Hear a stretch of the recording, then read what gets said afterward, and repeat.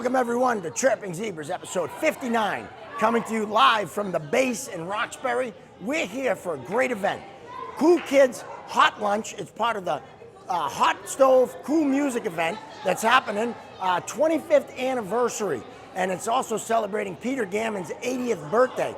And we're gonna have him on later on in this show.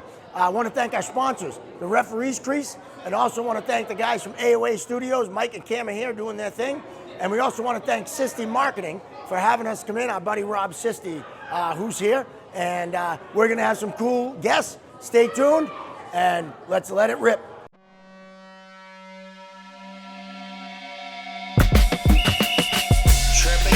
Chirping, Zebras, that's amazing. Chirping Zebras, Mark Riley, Gino Bender Jr. Chirping Zebras. Chirping Zebras.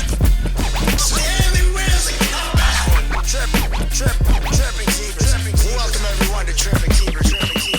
Maybe we'll all embrace the zebra side. Joining us now on Chirping Zebras, legendary sports writer and one of the founders of Hot Stove Cool Music, Peter Gammons. Peter, welcome to the Zebras. Thanks a lot. So great to be here at the base. It's just the history here and what all that's done, all that the base has done for young people. It's so important. It really is. Now, 25 years. This is the 25th anniversary, and 80 years for you. Happy birthday. You just celebrated your birthday. This foundation, to be named later, just an amazing, amazing thing. Tell us a little bit about what it means to you to be a part of it.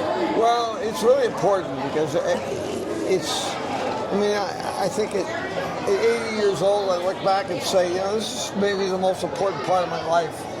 And it's all about, we have the Gammons Scholars, many of whom come for the base, and we have over 350 and a 1% dropout rate. And what it does is tell what we do in the foundation is about opportunity, it's about hope, and it's about belief, about dreams. It's things that we should be allowed, every kid, whether they're from the inner city and from poverty, or a nice suburban setting, whatever. We should all have opportunity in our society, and it's less and less. I mean, there's no question that as government gets more out of control,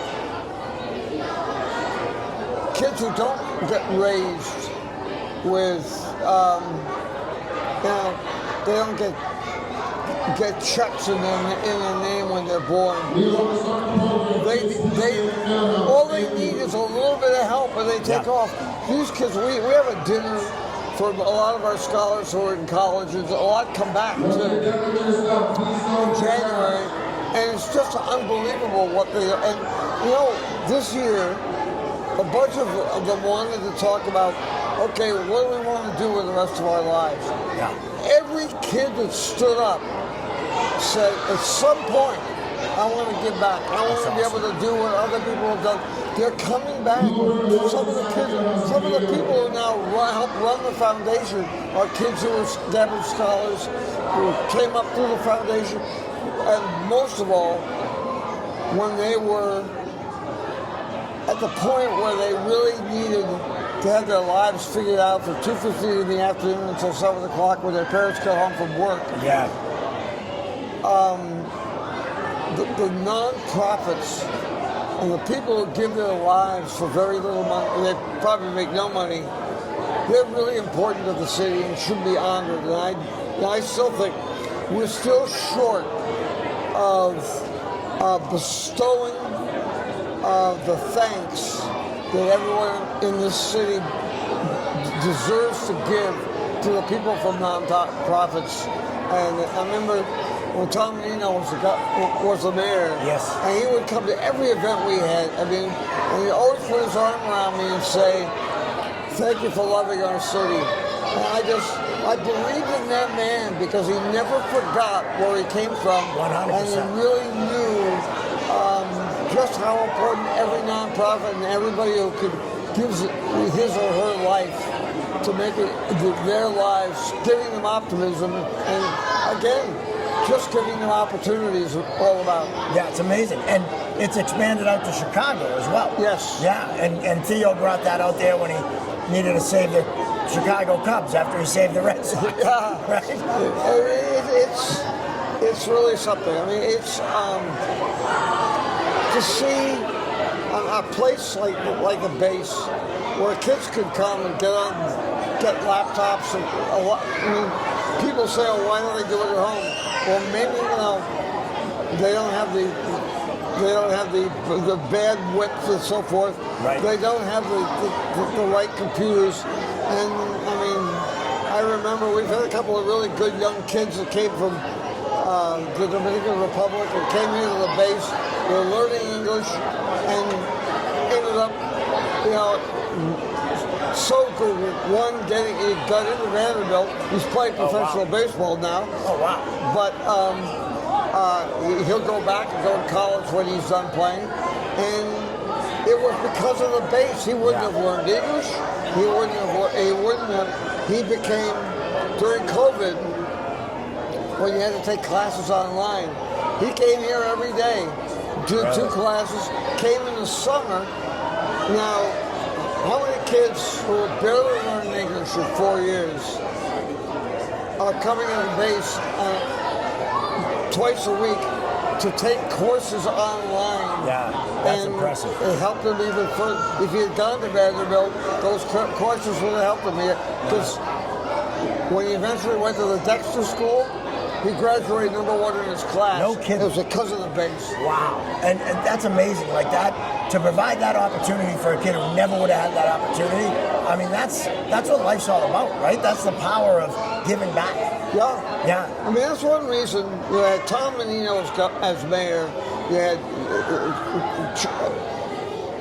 Charlie as governor. He really cared. I mean, he was a mentor to 4 of my scholars. Wow. And it's what we all hope that everyone does, because it's our society, our life, and you know what? They're our fellow brothers. Yeah. Yep. No question. And sisters. I'm sorry. Yeah. Well, it encompasses everyone. I got to ask you before I let you go, because you've been involved with baseball for so long, what's your greatest baseball moment, or what's the one that stands out the most? I know it's a tough question because it's so many, but I think that one of them is personal. okay. This chain crossed around my neck. I had an aneurysm in 2006, and there was a lot of question about what I would be or whether I would be at all. And Don Mattingly sent me this that he had been given by his wife when he was 17. Wow. And this last year, he's now working for Toronto. He had a replica made. So he said, the rest of our lives, we'll share this together. Yeah. And that's so cool. And he's a great person, very important person in my life. And it's also the impact of a very simple but great baseball player. My greatest moment watching a game, I think that probably, to me, it was probably 1975 when the Red Sox came back and made the World Series. They lost in the 7th game, but the fiscal run the night before and all the drama of that game and that time and what it meant to the city. I mean, there were periods in the early 70s when I was first covering the Red Sox. It was an ugly time here with the busing and there was so much hate. And Louis T. came to town and everybody fell in love with him. My dear friend Mike Barticle and I talk about he's a very important person in Boston history. Nobody really knew what he was. I mean, he's a Cuban, but he was so popular. And what it meant when he would go to the bullpen that first year in '72, the whole ballpark was stand up and chant Louis, Louis, and the joy in downtown Boston and around Fenway Park, which you've got ugly too, was so important. And I have said to the current owners that I'm not sure understand what went on here in this city. It was tough. Yeah. Said the Red Sox played a part in saving the city of Boston. And Louis Tiant was amazing. He and Reggie Smith, who was Robert's idol as a kid, they were growing up in Rockford. Well, Robert was very sick in COVID. His son gave him a Reggie Smith rookie card, which is worth a lot of money. Reggie Smith now runs in Los Angeles, in the city, the equivalent of the base. Oh, no kidding. Academics, sports, great baseball coach, and his life is devoted to doing exactly what you all at the base do. And he had some bad times here, not his doing, but he had them. But the great thing is that he's out there doing the same thing. And I tell him, hey, look, you're an extension of the base. Yeah. And Robert loves that. That's awesome. And the Louis Tiant perspective, that's something that no one ever talks about. And that's, it's so important for this city, I think, that time frame. I was only 6, so I remember I had a painter's hat with all the guys' names on it. But I remember watching those games with my dad. And Louis was, everyone went nuts for him. So. And it still did. He died last year. We had dinner in early September. He died a little bit more than a month later. And I was fortunate enough to do the eulogy at his funeral. Oh, wow. But the way people reacted, both when we were out having dinner, and then at his funeral and after his funeral, it was unbelievable. And what I was so happy about it wasn't just people from Wellesley and so forth, fine people all, but people in the city remember. Oh, yeah. And he used to, later people say, well, he was Cuban, he wasn't black, and in the city I said, you don't understand. Yeah. In Cuba, and Chloe used to tell me this all the time, if you're black, you're black. And it was black, and his father was a great Negro League pitcher. Yeah. Could have easily pitched in the major leagues, but the major leagues did not allow black players. Right. And he was a black Cuban. They had white Cubans, but they wouldn't allow black Cubans. That's crazy. Absolutely crazy that was a time in our country. So, unreal. Well, Peter, thank you so much for coming on. You've done amazing work, not only as a sports writer, but just what you've done with the base and the foundation. I'm so humbled to have you on, and it's so great, and it's going to be a great day, and we really want to appreciate you coming on the Chirping Zebras. Thank you so much. Joining us now on Chirping Zebras, Robert Lewis, the founder of the base here in Roxbury. Welcome to the Chirping Zebras, Robert. Thank you. Thank you for having me. So Excited great to be here. So great to have you. Now, we talked to your kids earlier, and give us how the base came together. What was that vision that you had back in 2013? It really started, and I go back 1978. 1978, 18-year-old kid. In this summer, I was training, getting ready to go to UMass Amherst to play football. Okay. And 4 young people walked up to me, 12-year-olds, and said, would you like to coach our team in the neighborhood? And we're a team called the Astros and love you to coach. And I said, sure. Okay. And little did I know, like the next couple of summers, I kept coaching. And I just kept coaching. And somewhere around 2012, I was working at the Boston Foundation, and they did a report on poverty and where, in particular, mostly young Black and Latino kids, boys, weren't successful. Right. And I had this baseball program that I ran, and then I looked and says, wait a minute, those will be my boys. So I want to do something. So I literally left my job and decided I was going to use baseball as a tool to help kids get into college, get skilled, get work, and I was going to build up a lot of fundamental values that sports brings to people's life. So, that's amazing. And that was like a crazy thing from 1978 until we start till now. Because 4 young people asked me at 12 years old, would I coach a team? That's amazing. Incredible. I mean, it's such a great story. Yes. And you're involved with, obviously, you had the Cool Kids Hot Lunch. That's part of the Hot Stove Cool Music event. Yes. And how did you guys get hooked up with them?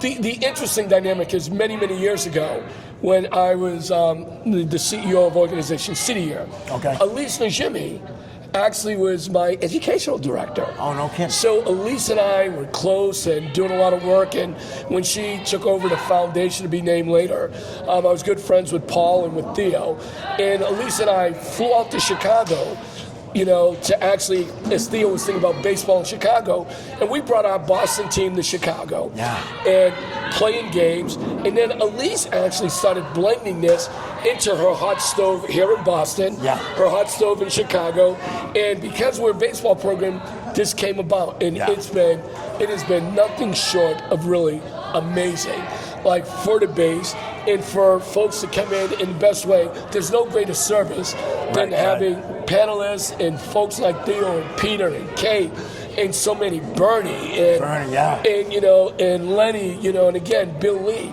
But our kids over the years have had this privilege of a great set of these leaders just doing this work on our behalf. And I have to give a quick shout out my guy Will Dailey. It's always just great to see him. Incredible. We got to talk to him. Oh, he's good. He's a great guy. Yeah. And the facility you have here, like right now, there's a softball practice going on. Yes. Right, which is fantastic. The facility you have is amazing. And I hear you may be expanding a little bit too. So, I think a big part, like we built this thing and we didn't have a facility. You're playing out in parks and playgrounds. Right. And then many years ago, we would use other folks' facilities, Boys and Girls Clubs, Wise, and others to practice on weekends. And what we realized, if we were going to be a year-round program, we needed a facility. So we got a facility in Eggleston Square. Okay. And then we got this facility here that we were leasing and stuff. And now my son, Stephen, as the CEO, he went out and raised some money, and now he owns this facility. That's amazing. So these kids have access to a quality facility, quality coaching, like academic and career readiness, and he does that. And I love what he has said. Like over the 3 years, he's taken an idea and a vision I may have had, and he's bringing it even more to life. And that's exciting because that's him. And now that my daughter is here helping around education and college work, that's what it's all about, is paying it forward. I mean, talk about a legacy and having your son take over what you did. I mean, that I don't know if it could get any better. But it's crazy. When I said 1978, 4 young folks, and my wife happens to be here as well. Yes. And I'm 18 years old, and it's crazy. After one practice, I asked my team, does anyone have any sisters?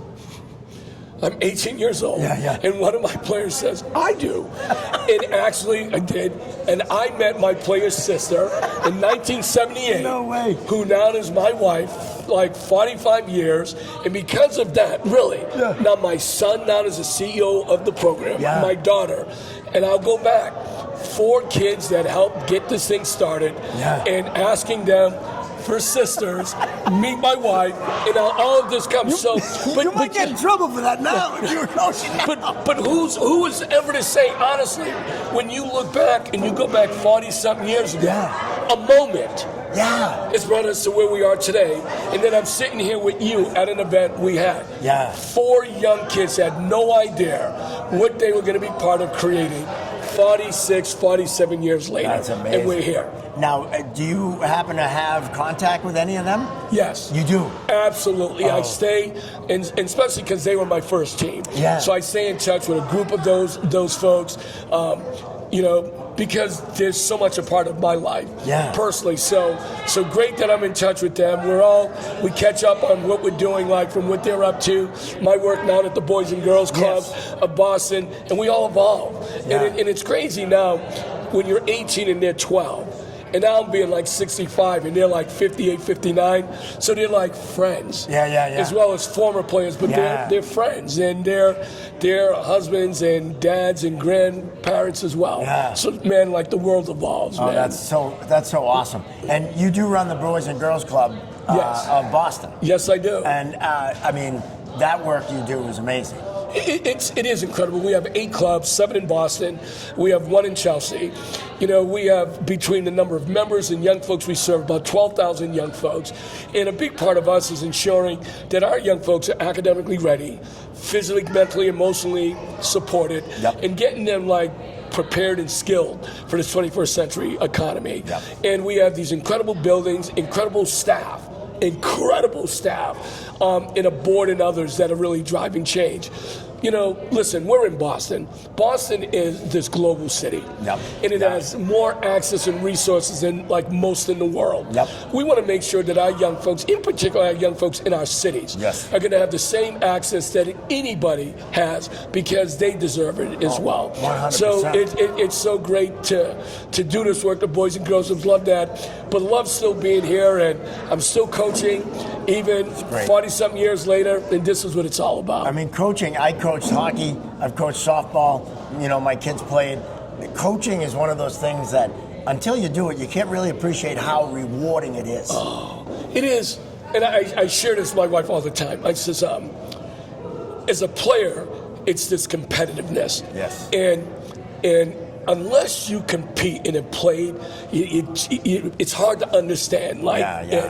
And then when those days are over, I still need that competitiveness. So preparing and developing young folks, getting them engaged, it fills my soul, fills my spirit.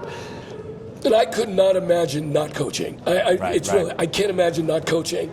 And it's so much a part because it's, again, paying it forward. And as I said, when I look at a place like the base, the majority of the instructors were former players. That's awesome. And that's what it's all about. It's about paying it forward. So I'm glad to hear you coach, because there's nothing like it, and it's always great coach to coach as well. And with the refereeing that we do, hockey refereeing, I coach a lot of the younger referees too. So it's I might not be coaching a hockey team, but now I'm coaching the referees. With my partner Gino, who's not able to be here. He's at the Frozen Four, actually. Great for him. I know. But it is so rewarding to see one of my guys, Chris Henry, who I worked with a lot, did the Frozen Four for D3 this year. Wow. I mean, so it's just so cool to see them go on and succeed. And I'm digging this because people will be surprised. One of the first sports I ever played growing up in East Boston, I played ice hockey. Really? Yeah, I played ice hockey, and we'll tell a crazy story. In 1971, at the age of 11, there was this whole hockey night in Boston. Oh, yeah. I'm a legend as a referee. So you're going to laugh at this. 1971, it was the first time an all-black team from the Maverick Street housing projects. We went and represented and did well in Hockey Night in Boston, represented Hockey Night in Boston in Canada, and we had a chance to travel and play. Yeah, man. Because awesome. Growing up in East Boston, ice hockey was the sport. Yeah. And what you do is you actually affiliate with the sport. Right. So that wasn't uncommon, playing ice hockey, and I'm 65 years old, and still in my garage, I still have my hockey sticks. So once in a while, if I need to get out there, and played intramural hockey in college street hockey. Yeah. But listen, hockey was... And I love watching hockey now. The best sport for playoffs. No question. Baseball, no disrespect, football and others. Yeah, no. But there's nothing like playoff hockey. Yeah, Stanley Cup playoffs. I'm telling you. Absolutely. 100%. Absolutely. What's funny is your kids told me that you went to Curry. Yes. For a little bit, because that's where I went. I played my hockey at Curry. Is that right? Yeah, so they're all connected. Come on, we're colonels, man. We're colonels. We are absolutely colonels. Made the Frozen Four this year in D3. I just seen this. They lost in the semis, but that's okay. Good run. I had a few months ago, I was meeting up with Jay Gonzalez, the president. Yeah. And I was sharing with him, it was December, some of my former, teammates in football. Yeah. They got together, and we got together in December in the North End. I won't lie, it was the wildest thing, because I haven't seen a few of them in 40-something years. Wow. And it was so good to be there as colonels and talking. And I was saying to Jay Gonzalez, the president, I says, hey, a couple of things. One, we should do lunch because they've all done really well. And two, at that point, I was talking about the work that my son was doing here at the base. Right. And my son told me him and Jay Gonzalez had a great meeting. And this summer, Jay is going to host the base, and they do this National Urban Classic where they bring urban teams from throughout the country. So games will be played there, baseball and basketball, and they'll have a chance to be in the dormitories and all that.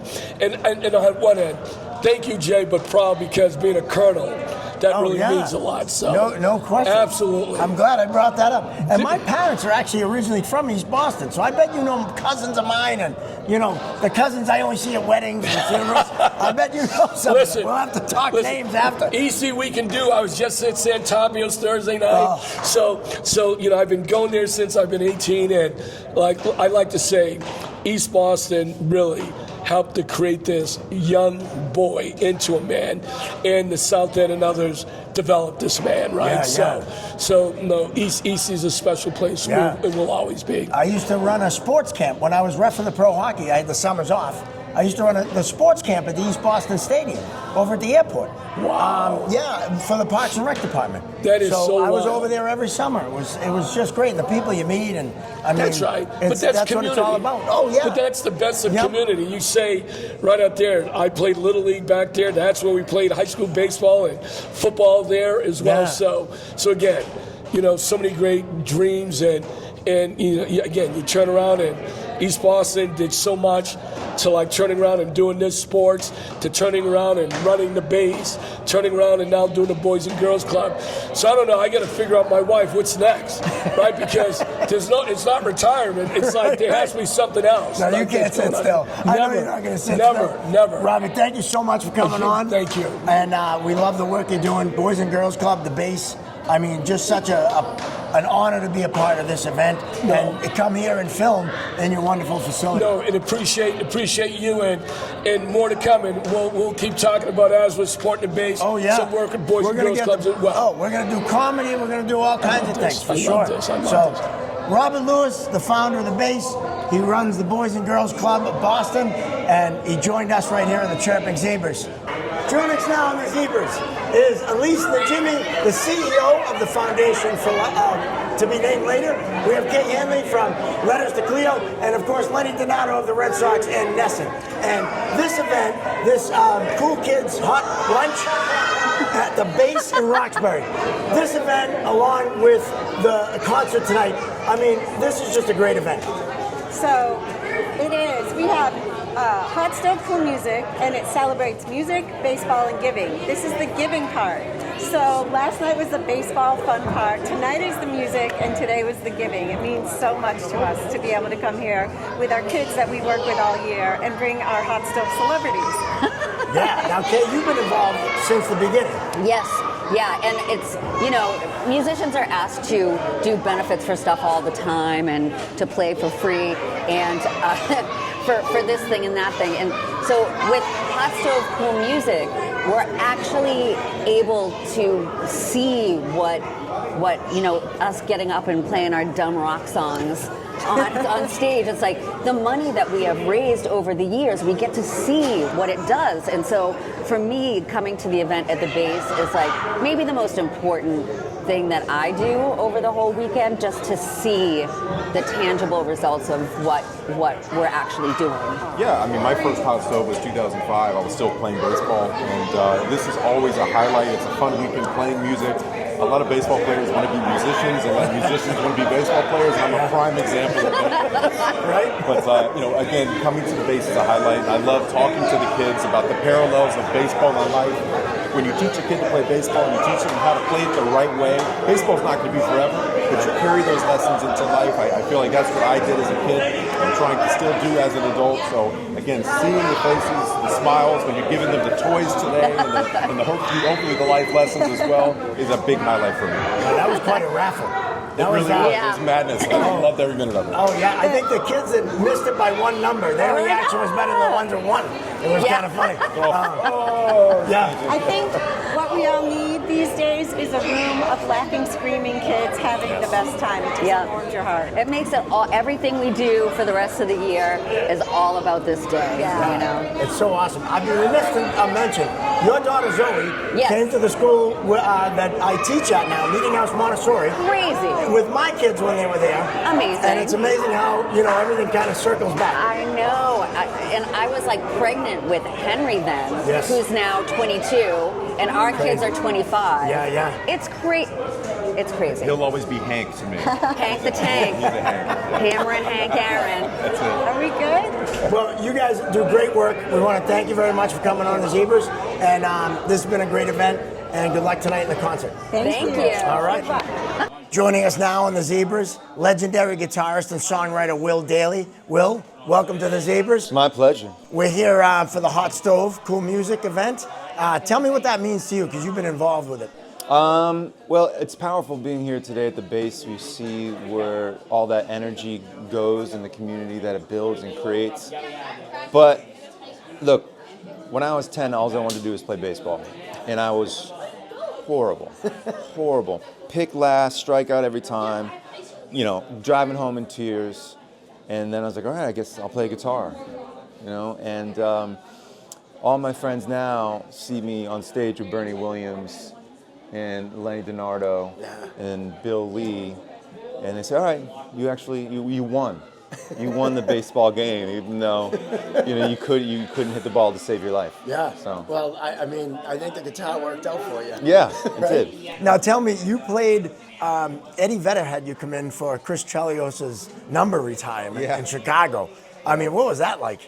It's unbelievable. I mean, Eddie Vedder was my spirit animal growing up. You know, it's like my musical icon that I looked up to.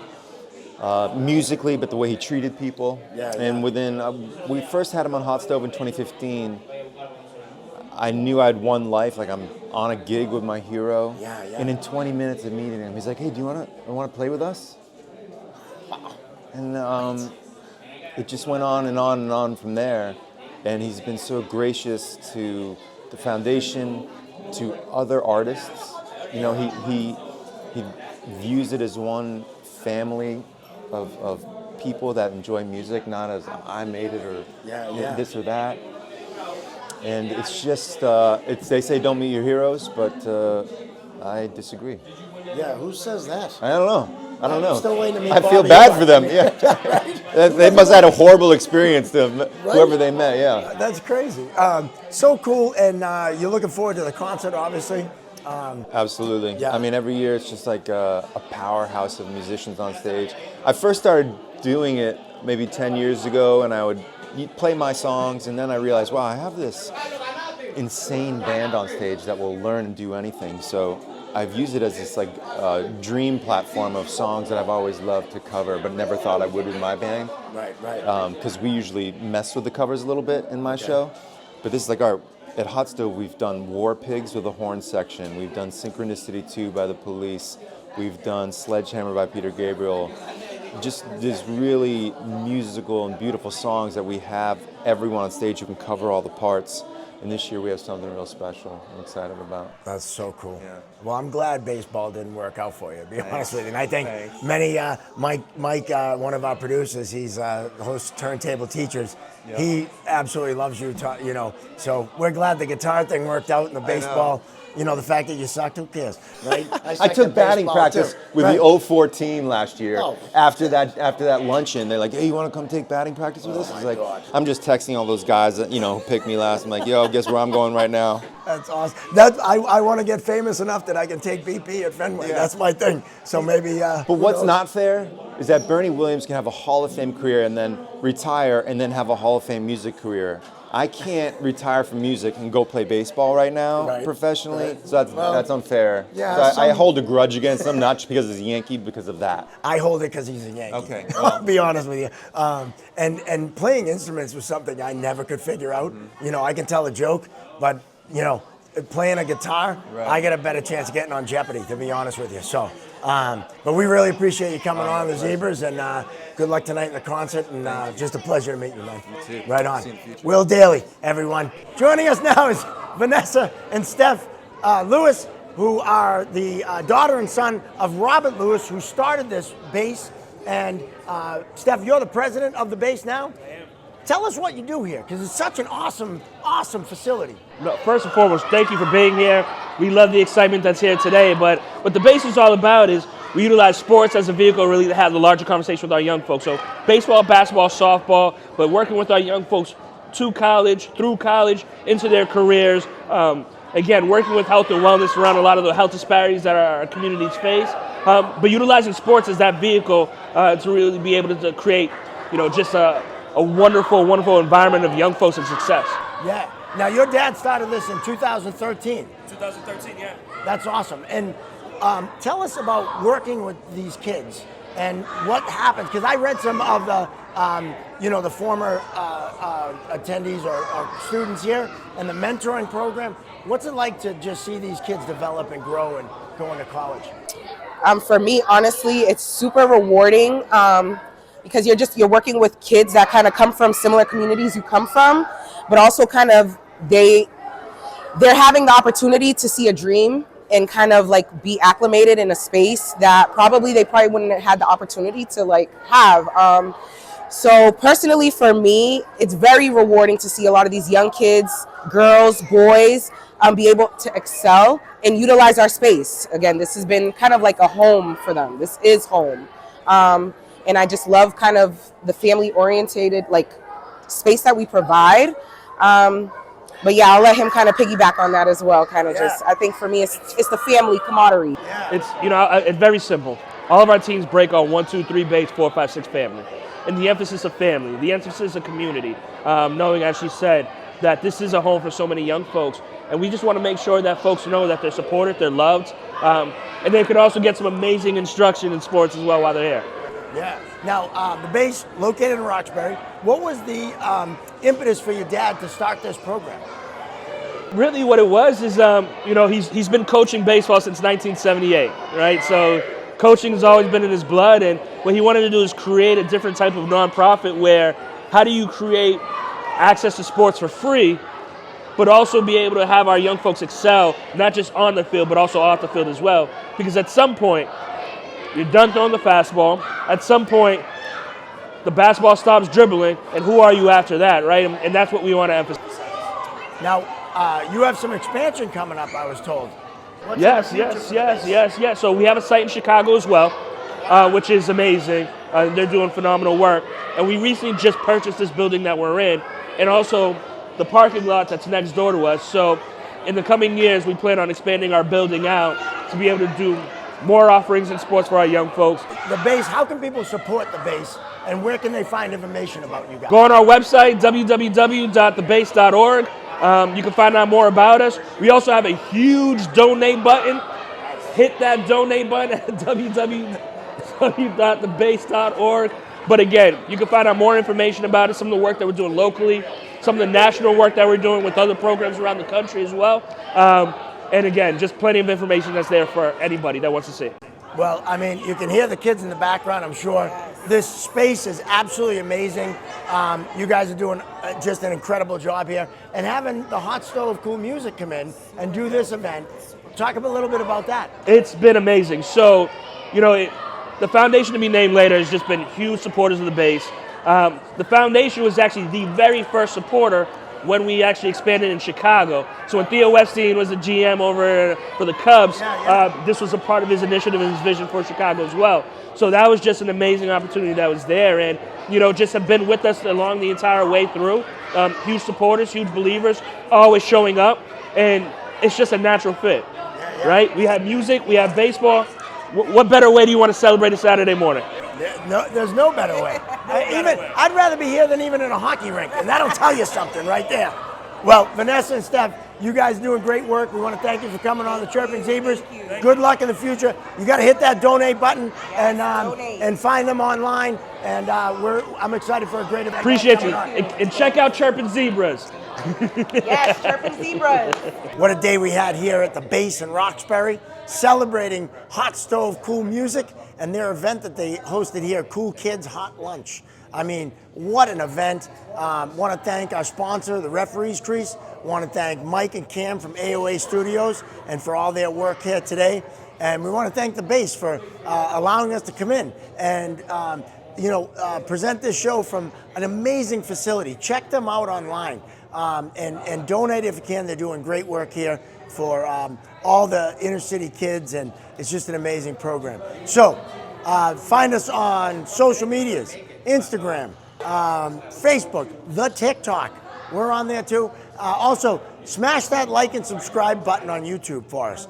Definitely want to do that. And we'll see you next time right here on the Chirping Zebras.